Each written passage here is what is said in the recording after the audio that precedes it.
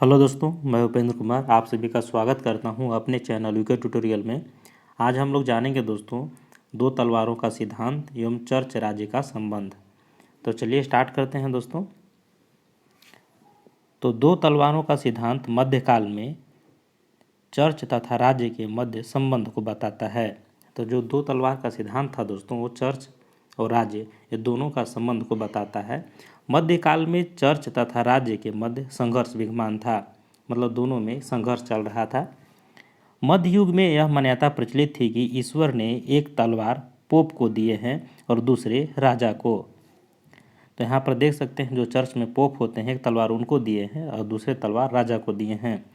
Pope जो है जीवन के आध्यात्मिक उद्देश्य के लिए और राजा सांसारिक उद्देश्य के लिए। इस समय आध्यात्मिक जीवन ज़्यादा महत्वपूर्ण थी, इसलिए मध्य युग में पोप या धर्म का प्रधानता दी। तो यहाँ पर देखिए दोस्तों, तो मध्य युग में क्या था कि आध्यात्मिक जीवन का ज़्यादा महत्व था, इसलिए उस समय जो पोप है या धर्म है उसकी प्रधानता थी। मध्यकालीन विचारों की विशेषता, ईश्वर की प्राथमिकता। मध्यकाल में क्या था कि ईश्वर की प्राथमिकता थी, चर्च का महत्व बहुत ज़्यादा था, आस्था व अंधकार का युग माना गया। पोप की सार्वभौमिक एवं समूची ईसाईयत सभ्यता एक ही ईश्वर की देन है। और यहाँ पर देखें तो पोप की जो सार्वभौमिक एवं समूची ईसाईयत व्यवस्था जो है सभ्यता है वो एक ही ईश्वर की देन है, ऐसा उस समय मान्यता था। राज्य एवं सरकार का महत्व जो है द्वितीयक था एवं राज्य व पोप के अधीन था। तो यहाँ पर देखें तो जो राज्य था वो पोप के अधीन था, मतलब जो चर्च में जो पोप होते थे उसके अधीन था। ये मध्य युग का बात बताया जा रहा दोस्तों। निम्नलिखित विचारों ने चर्च एवं राज्य के संबंधों की व्याख्या की है। तो यहाँ पर देखें तो कुछ जो लेखक हैं, जो राइटर हैं, उस समय के विचारक हैं, उन्होंने चर्च एवं राज्य के संबंध में व्याख्या दी है। जैसे ऑगस्टीन बोलते हैं दोस्तों कि ऑगस्टीन की प्रसिद्ध रचना द सिटी ऑफ गॉड, इन्होंने अपनी रचना द सिटी ऑफ गॉड में क्या लिखे हैं कि चर्च की प्राथमिकता को स्वीकार किया और मानव पापी है। उन्होंने बताया कि मानव पापी है, इसके नियंत्रण के लिए राज्य एवं सरकार को आवश्यक माना। और इस जो मानव है वो पापी है और इसके नियंत्रण के लिए राज्य एवं सरकार को आवश्यक माना। इन्होंने, किसने? ऑगस्टीन ने। ऑगस्टीन के विचारों में प्लेटो के विचार की झलक प्राप्त होती है। तो यहाँ पर देखिए इनकी जो विचार है और प्लेटो की जो विचार है वो लगभग एक दूसरे से थोड़ा मिलता जुलता है, झलक दिखाई देती है। ऑगस्टीन के अनुसार दो प्रकार के विश्व है, पहला जो है ईश्वर का राज्य है द सिटी ऑफ गॉड, और दूसरा जो है वो धरती का राज्य यानी द सिटी ऑफ अर्थ है। तो ऑगस्टीन ने बताया कि दो प्रकार का राज्य, एक हो गया ईश्वर का राज्य और दूसरा हो गया धरती का राज्य। ऑगस्टीन ने इन्हीं विचारों को दो तलवारों का सिद्धांत कहा है, और इन्हीं दोनों विचारों को ऑगस्टीन ने क्या कहा है कि दो तलवारों का सिद्धांत कहा है। एक ईश्वर वाला राज्य को और एक बोला था पृथ्वी वाले राज्य को यानी धरती वाले राज्य को। ऑगस्टीन ने चर्च के अत्यधिक महत्व प्रदान किया, इन्होंने चर्च को अधिक महत्व प्रदान किया तथा उनके अनुसार चर्च इस धरती पर लोगों को मोक्ष प्रदान करने के लिए स्थापित किया गया है। और उन्होंने बताया कि जो चर्च है इस धरती पर लोगों को मोक्ष प्राप्त करने के लिए एक स्थान बताया है। मतलब यहाँ पर देखें दोस्तों, जो चर्च है उससे लोगों के मोक्ष की प्राप्ति हो सकती है, इसलिए इसको स्थापित किया गया है, ऑगस्टीन ने बताया। अतः पापी व्यक्तियों के उद्धार का मार्ग चर्च के शरण में ही संभव है, तथा जो व्यक्ति पापी है उसका उद्धार कहाँ से होगा? तो चर्च के ही माध्यम से होगा। चर्च की महानतम पिता यानी ग्रेटेस्ट फादर ऑफ चर्च कहा गया, तो जो उसे चर्च का महानतम पिता भी कहा गया। आगे देखते तो राज्य का स्थान चर्च से द्वितीयक है, यानी राज्य जो है वो द्वितीयक स्थान पर है तथा राज्य की स्थापना समाज में व्यवस्था बनाने के लिए हुई है। जो राज्य है वो क्या किस लिए हुआ है? तो समाज में व्यवस्था बनाने के लिए इसका स्थापना हुआ है। ऑगस्टीन ने दास प्रथा को स्वाभाविक माना है और इन्होंने दास प्रथा को क्या माना? स्वाभाविक माना। तो यहाँ पर देखिए दोस्तों, तो ऑगस्टीन जो है वो चर्च को प्राथमिकता देते हैं और राज्य को द्वितीय स्थान पर रखते हैं। आगे देखते हैं राइटर जो है थॉमस इक्विनोस, इनकी क्या विचारधारा है? थॉमस इक्विनोस ने इनके अनुसार मानव जो है बौद्धिक व विवेकशील है, मानव क्या है? पापी नहीं है। उनके अनुसार मानव जो है मानव की बुद्धि व विवेक सीमित है। उन्होंने बताया कि बौद्धिक व विवेकशील है जो मानव है, और मानव क्या है, जैसे पापी है। अगस्टीन ने बोला कि मानव क्या है, पापी है, लेकिन ये जो एक्विनोस है बोलते हैं कि पापी नहीं है। इनके अनुसार जो मानव की बुद्धि व विवेक क्या है, सीमित है। उनकी जो बुद्धि और विवेक है वो सीमित मात्रा में है। मानव क्रमशः भौतिक, सामाजिक, दर्शन व धर्म का ज्ञान प्राप्त करता है। राज्य सरकार भौतिक, ईश्वर एवं आध्यात्मिक आवश्यकताओं की पूर्ति करता है। और जो राज्य सरकार है वो भौतिक आवश्यकताओं, ईश्वर एवं आध्यात्मिक आवश्यकताओं की पूर्ति करता है। राज्य और सरकार एक साधन है। यहाँ पर ये बोलते हैं कि राज्य और सरकार दोनों एक साधन है, तथा इस साधन के द्वारा ईश्वर प्राप्ति की परिस्थितियों का निर्माण किया जाता है, और इसी साधन के द्वारा ही ईश्वर प्राप्ति की जो परिस्थितियाँ हैं उसको निर्माण किया जा सकता है। किसके सहारे? तो राज्य और सरकार के सहारे। आधे एक्विनोस ने बोलते हैं कि एक्विनोस ने अरस्तु के विचारों को आगे बढ़ाया तथा एक्विनोस के मध्य युग का अरस्तु कहा जाता है। तो यहाँ देखिए कि इन्होंने अरस्तु के विचार को आगे बढ़ाया और मध्य युग का इसे अरस्तु भी कहा जाता है। अरस्तु की भांति एक्विनोस ने भी राज्य की उत्पत्ति का आधार सामाजिक विकास माना है। उन्होंने राज्य की उत्पत्ति का आधार बना कि सामाजिक विकास माना है। अरस्तु के समान एक्विनोस ने विधि के शासन को महत्व का स्वीकार किया है। और यहाँ पर देखते हैं विधि का शासन जो अरस्तु जी माने थे वही एक्विनोस भी इसको मानते हैं। एक्विनोस के अनुसार विधि 4 प्रकार की है। कौन से? एक शाश्वत विधि यानी निरंतर चलने वाली विधि, प्राकृतिक विधि, मानवीय विधि और दैविक विधि। ये 4 विधि बताए हैं। अरस्तु के भांति एक्विनोस ने दास प्रथा और संपत्ति के विचार को भी स्वीकार किया है, और इन्होंने भी दास प्रथा और संपत्ति के विचार को भी स्वीकार किया है अरस्तु के भांति। एक्विनोस को मध्यकालीन युग का अरस्तु माना जाता है। यहाँ पर देखिए दोस्तों, तो इसको मध्यकालीन जो युग है उसका अरस्तु मानते हैं हम लोग। जैसे प्राचीन काल में अरस्तु थे तो मध्यकालीन के अरस्तु एक्विनोस को, क्योंकि एक्विनोस ने मध्यकालीन ईसाईवत की परंपरा को अरस्तु के विचारों के साथ जोड़ दिया। अरस्तु ने तर्क और दर्शन का प्रयोग करते हुए ईश्वर एवं ईसाईयत की मान्यता को तार्किक रूप में प्रमाणित किया। इसे एस्क्वालेटिक्स पद्धति भी कहा जाता है। तर्क के द्वारा ईश्वर की सत्ता और धार्मिक मान्यता को प्रमाणित करना। तो यहाँ पर देखें तो इस जो पद्धति थी उसने अरस्तु को इन्होंने मध्य युग में उसको उतार दिया, और इन्होंने बताया कि तर्क के द्वारा ही ईश्वर की सत्ता और धार्मिक मान्यता को प्रमाणित किया। इसीलिए इस तर्क को एस्क्वालेटिक पद्धति भी कह सकते हैं। आगे देखते हैं दोस्तों, मध्यकाल में स्कोलेटिक पद्धति। तो इसका उद्देश्य था दोस्तों, स्कोलेटिक पद्धति का उद्देश्य है दर्शन से ऊपर धर्म को वरीयता, यानी दर्शन से ऊपर है कौन? धर्म।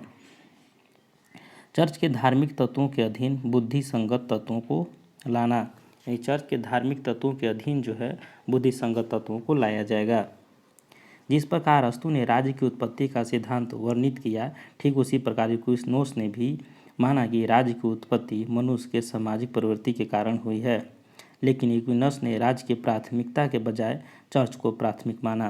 तो यहाँ पर देखें तो एक्विनोस ने भी ये जो सामाजिक प्रवृत्ति का जो कारण बताया दोस्तों, वो बताया कि इसकी जो उत्पत्ति हुई है वो मनुष्य की सामाजिक प्रवृत्ति के कारण हुई है। और इन्होंने बताया, लेकिन इसमें क्या किया कि एक्विनोस ने राज्य की प्राथमिकता के बजाय चर्च को प्राथमिकता दिया। वहाँ बोला है, जो अरस्तु बोले थे कि राज्य की प्राथमिकता यहाँ पर दिया था, लेकिन यहाँ पर इन्होंने चर्च की प्राथमिकता दिया है।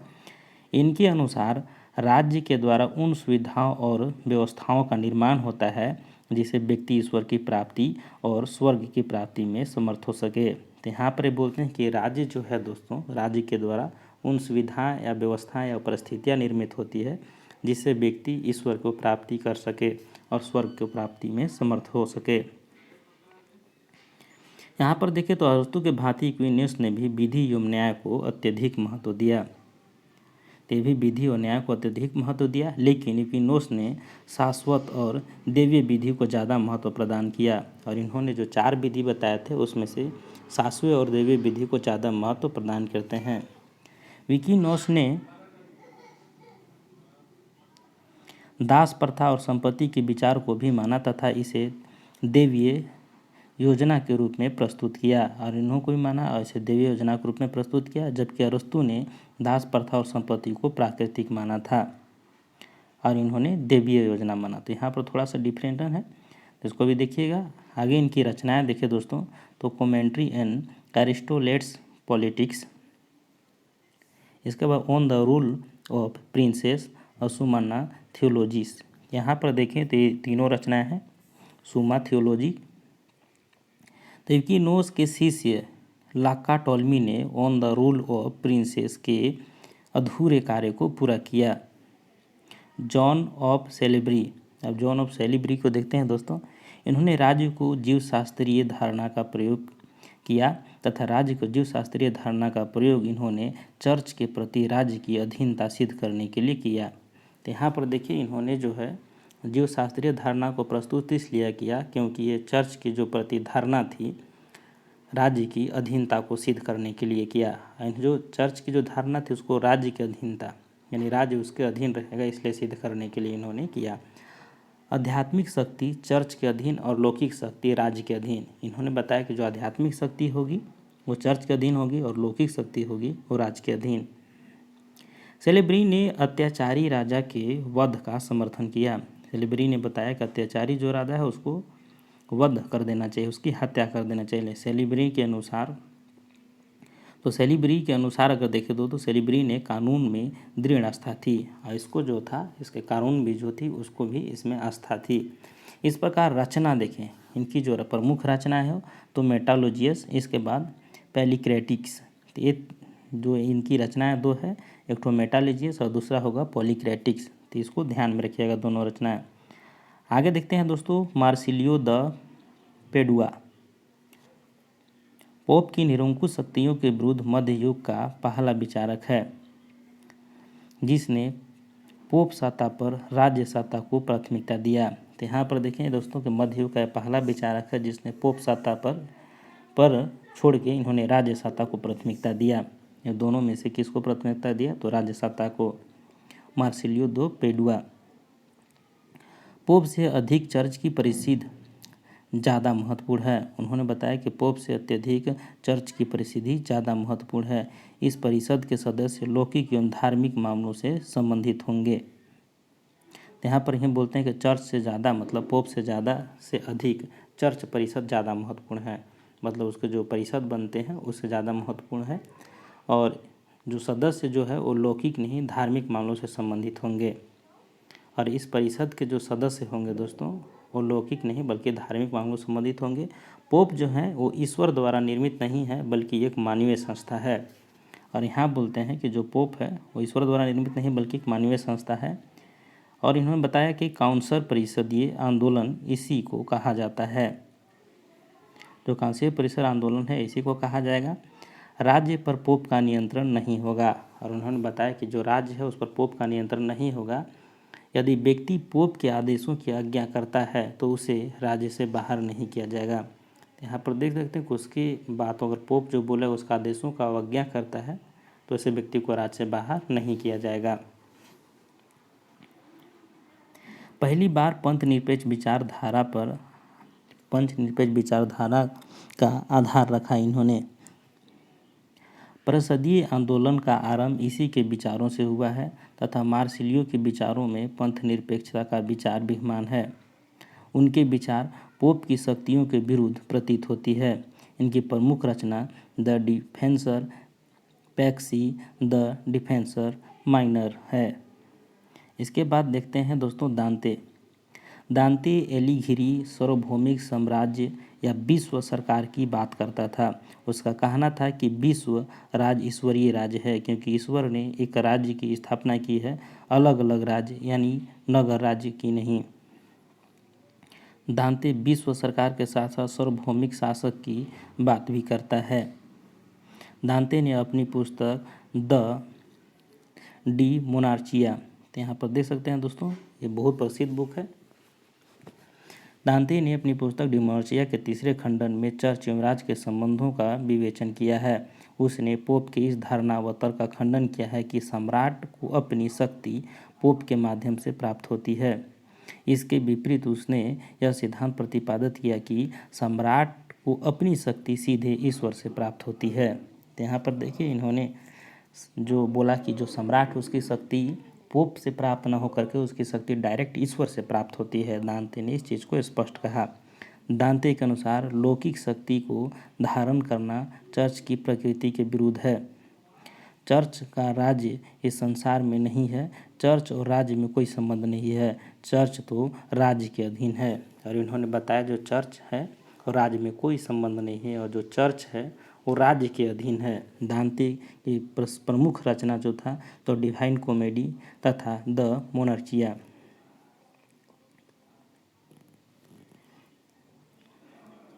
इसके बाद देखते हैं दोस्तों ओकमवासी विलियम। तो ओकमवासी विलियम क्या के प्रसिद्ध लेखक ओकमवासी विलियम भी पोप की प्रभुसत्ता का विरोध एवं जन संप्रभुता का समर्थक हैं और राजतंत्र को सर्वश्रेष्ठ शासन समझते हैं। तो यहाँ पर देखें तो ओकमवासी जो है वो पोप की प्रभुसत्ता का विरोध करते हैं और जन संप्रभुता का इन्होंने समर्थन करते हैं और राजतंत्र है उसको सर्वश्रेष्ठ शासन समझते हैं। विलियम की प्रमुख रचना है at question concerning the power and dignity of Pope है। तो इनकी जो प्रसिद्ध रचना है इसको देख लीजिएगा दोस्तों कि at question concerning the power and dignity of Pope. Paris का जॉन। और पेरिस का जॉन क्या बोलते हैं कि मध्ययुग के कुछ प्रमुख राजनीतिक विचारकों में पेरिस का जॉन का भी नाम आता है जिनकी महत्वपूर्ण रचना था डी पोटेस्टेड रिजिया एटे पापाजी। तो यहाँ पर देखें तो दी पोटेस्टेड रिजिया एट पापली है। इस ग्रंथ की रचना में जॉन ने संत थॉमस एक्विनिस के दर्शन को सर्वाधिक प्रेरणा ग्रहण की है। धर्म और चर्च के संबंध में चर्चा करते हुए जॉन राजसत्ता का समर्थन करते हैं। दो तलवारों का सिद्धांत की विधिवत ढंग से प्रतिपादित 5वीं शताब्दी में पोप गेल्सियस प्रथम के द्वारा किया गया था। ऐतिहासिक विकास का क्रम अगर देखें दोस्तों तो पूर्वोत्तर प्राचीन राज्य, इसके बाद यूनानी नगर राज्य, इसके बाद रोमन साम्राज्य, मध्यकालीन राज्य तथा प्रबोधन काल या पुनर्जागरण काल, इसके बाद धर्म सुधार आंदोलन, इसके बाद राष्ट्र राज्य, इसके बाद वाणिज्यिक क्रांति, इसके बाद औद्योगिक क्रांति, इसके बाद जो लेखक उनके जीवन काल। ऑगस्टीन का अगर देखें दोस्तों तो 354 से 430 ईस्वी तक, थॉमस एक्विनोस 1225 से 1274, जॉन ऑफ सेलेबरी जो थे 1120 से 1180 तक, तथा मार्सिलियो ऑफ पेडुआ 1275 से 1342 तक, दांते 1265 से 1321 तक। इसके बाद ओकम ऑफ विलियम 1285 से 1349 तक और जॉन ऑफ पेरिस वर्ष 1255 से 1306 तक। ये थी दोस्तों दो तलवारों का सिद्धांत। इसमें कुछ कुछ राइटर्स के नाम है और जो बुक है दोस्तों तो आप देख लीजिएगा इसको। थैंक यू देखने के लिए। जय हिंद। अगले वीडियो में मिलते हैं।